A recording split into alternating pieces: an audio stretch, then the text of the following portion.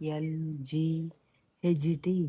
builders, terrorist builders, 3G.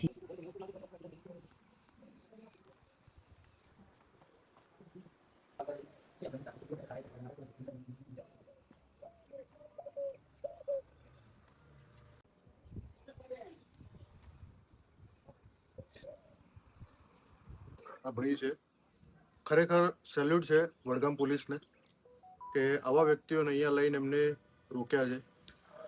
આ એક સેવાનું કામ છે. તો મિત્રો, આ ભાઈને તમે ઓળખતા હોય તો એનો સંપર્ક કરજો, જેથી કરીને એના ફેમિલી સુધી પહોંચી શકે. અત્યારે તો અમે અપનાગર આશ્રમ ઉમતાની એક ટીમ બોલાવી છે.